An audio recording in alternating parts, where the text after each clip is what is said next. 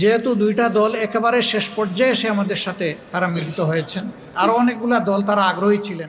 বাংলাদেশের বর্তমান রাজনীতির অন্দরমহলে এখন একটি আলোচনা, জামায়াতে ইসলামী কি তাদের ইতিহাসের সবচেয়ে বড় মাস্টার স্ট্রোকটি দিয়ে দিল? চারিদিকে ধন্য ধন্য রব। বিশেষ করে এনসিপি বা জাতীয় নাগরিক পার্টির সাথে জোট করার পর অনেকেই ভাবছেন এটি একটি জাদুকরী চাল।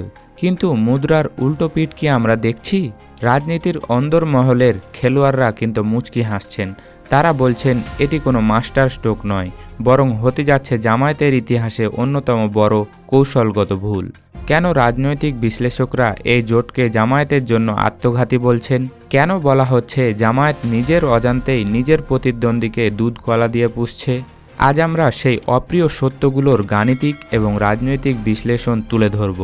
ভিডিওটি শেষ পর্যন্ত দেখলে আপনি নিজেই বুঝতে পারবেন এই জোটের আসল বিজয়ী কে। বাস্তবতা দিয়ে শুরু করি। বাংলাদেশের মানুষের কাছে দাড়িপাল্লা কেবল একটি নির্বাচনী প্রতীক নয়, এটি গত 50 বছরে মানুষের অন্তরে গেঁথে থাকা একটি ব্র্যান্ড। বিশেষ করে গ্রামীণ জনপদে মানুষ প্রার্থীকে চেনে না, চেনে শুধু প্রতীককে। জামায়াতের ভোটারদের সাথে এই প্রতীকের একটি আত্মিক ও অত্যাধিক সংযোগ বা কানেকশন আছে। এখন প্রশ্ন হলো, জামায়াত যদি এনসিপির মতো একেবারে আনকোরা একটি দলকে 30 থেকে 40টি আসন ছেড়ে দেয়, তবে সেই আসনগুলোতে ব্যালট পেপারে কি দাঁড়িপাল্লা থাকবে? উত্তর হলো না। সেখানে থাকবে এনসিপি প্রতীক, শাপলাকলি বা অন্য কিছু। এই যে বিশাল এক ভোটার গোষ্ঠী যারা সারা জীবন দাঁড়িপাল্লা খুঁজে অভ্যস্ত, তারা যখন কেন্দ্রে গিয়ে তাদের পরিচিত চিহ্নটি পাবে না, তখন কি ঘটবে? রাজনীতি এত সরল অঙ্ক নয় যে নেতার ইশারায় সব ভোট অচেনা বাক্সে পড়ে যাবে। বিশ্লেষকরা বলছেন এই প্রতীক পরিবর্তনের ফলে সাধারণ ভোটাররা কনফিউজ হয়ে যাবেন এবং এই 30টি আসনের বেশিরভাগেই জামায়াত জোটের ভরাডুবি হওয়ার প্রবল সম্ভাবনা তৈরি হবে। এবার আসা যাক এনসিপি বা জাতীয় নাগরিক পার্টির প্রসঙ্গে। সত্য কথা বলতে কি, এই দলটি রাজনৈতিকভাবে প্রায় কমায় চলে যাচ্ছিল। গত 1.5 বছরে তারা জনমানুষের জন্য যতটা না রাজনীতি করেছে, তার চেয়েও বেশি জামাত শিবিরকে গালমন্দ করেছে। সাধারণ মানুষ তাদের আর বিপ্লবী ভাবছিল না, বরং বিএনপির মতোই আরেকটি গতানুগতিক বা ট্রেডিশনাল দল হিসেবে দেখতে শুরু করেছিল। ঠিক যখন এনসিপি রাজনৈতিকভাবে অস্তিত্ব সংকটে, তখন জামায়াত কেন তাদের লাইফ সাপোর্ট বা অক্সিজেন দিতে গেল?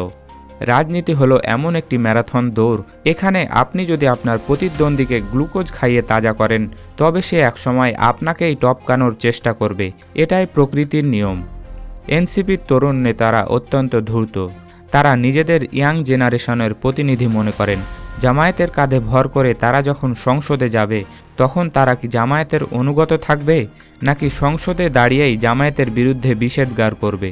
এই ঝুঁকি কি জামায়াতের থিঙ্ক ট্যাঙ্ক মাথায় রেখেছে? নির্বাচন যত ঘনিয়ে আসছে, সমীকরণ তত পরিষ্কার হচ্ছে। বিএনপির স্ট্র্যাটেজিকে এক কথায় বলতে হয় রাজনৈতিক প্রজ্ঞার উৎকৃষ্ট উদাহরণ। তারা অন্তত 270টি আসনে ধানের শীষ প্রতীক নিয়ে নির্বাচন করার সিদ্ধান্ত নিয়েছে। জোটের বাকি শরিকদের জন্য বরাদ্দ মাত্র 30টি আসন, অর্থাৎ সারা দেশের ভোটাররা ব্যালট পেপারে চোখ রাখলেই ধানের শীষ দেখতে পাবে। অন্যদিকে জামায়াতে ইসলামী কি জোটের বন্ধুদের খুশি করতে গিয়ে নিজেদের পায়ে কুড়াল মারছে? রাজনৈতিক বিশ্লেষকরা এবং মাঠের পরিসংখ্যান বলছে, জামায়াত যদি সত্যি ক্ষমতায় যেতে চায় বা সংসদে ড্রাইভিং সিটে বসতে চায়, তবে তাদের অন্তত 230 থেকে 240টি আসনে দাঁড়িপাল্লা প্রতীক নিয়ে লড়তে হবে।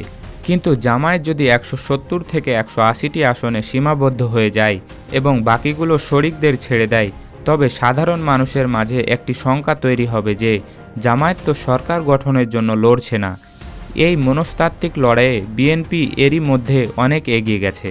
সবচেয়ে স্পর্শকাতর জায়গাটি হলো আদর্শ এবং তৃণমূলের আবেগ। জামায়াত একটি ক্যাডার ভিত্তিক সংগঠন। কেন্দ্র যা বলে কর্মীরা তাই করে, এটা খাতায় কলমে ঠিক আছে, কিন্তু কর্মীরা তো রোবট নন। এনসিপির নেতারা গত 1 বছর ধরে জামাত শহীদ নেতাদের নিয়ে যে ধরনের নোংরা মন্তব্য করেছেন, তাদের রাজাকার আলবদর বলেছেন, সেই ক্ষত কি তৃণমূলের কর্মীরা ভুলে যাবেন? যে সাধারণ কর্মী তার নেতার ফাঁসির রায় শুনে অঝরে কেঁদেছিলেন, তিনি কি সেই নেতাদের অপমানকারীদের পক্ষে মিছিলে যেতে পারবেন? জামায়াতের তৃণমূলের কর্মীদের কাছে তাদের নেতারা কেবল রাজনৈতিক নেতা নন, তারা আবেগের সর্বোচ্চ স্থানে আছেন। কেন্দ্র হয়তো জোটের খাতিরে ক্ষমা করে দিয়েছে, কিন্তু গ্রামের কর্মীরা কি ক্ষমা করতে পারবেন? এর ফলাফল হবে নীরব অসহযোগিতা। অনেক আসনে দেখা যাবে জামায়াত কর্মীরা মিটিং মিছিলে যাচ্ছে না, ভোটের দিন কেন্দ্র পাহারা দিচ্ছেন না, এমনকি অনেক জায়গায় স্থানীয়ভাবে বিক্ষুব্ধ নেতারা স্বতন্ত্র প্রার্থী হিসাবে দাঁড়িয়ে যেতে পারেন। এতে দলের চেইন অব কমান্ড যেমন ভাঙবে, তেমনি ভোট কাটাকাটিতে বিএনপি বা অন্য দলগুলো লাভবান হবে। পরিশেষে বলা যায়, রাজনীতিতে মহানুভবতার কোনো স্থান নেই।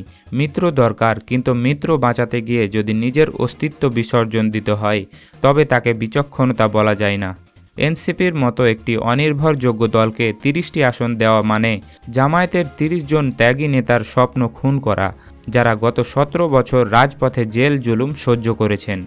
জামায়াত যদি তাদের ভুল শুধরে অন্তত 240টি আসনে নিজেদের প্রতীকে না দাঁড়ায়, তবে তারা সর্বোচ্চ 60 থেকে 70টি আসন পেতে পারে, যা দিয়ে সরকার গঠন তো দূরের কথা, শক্ত বিরোধী দল হওয়াও কঠিন হবে।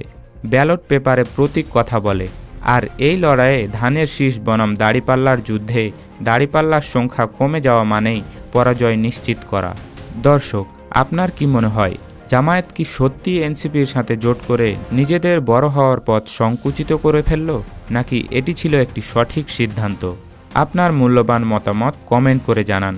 ভিডিওটি ভালো লাগলে শেয়ার করুন এবং এই ধরনের রাজনৈতিক বিশ্লেষণের জন্য আমাদের চ্যানেলটি সাবস্ক্রাইব করে আমাদের সাথেই থাকুন। ধন্যবাদ।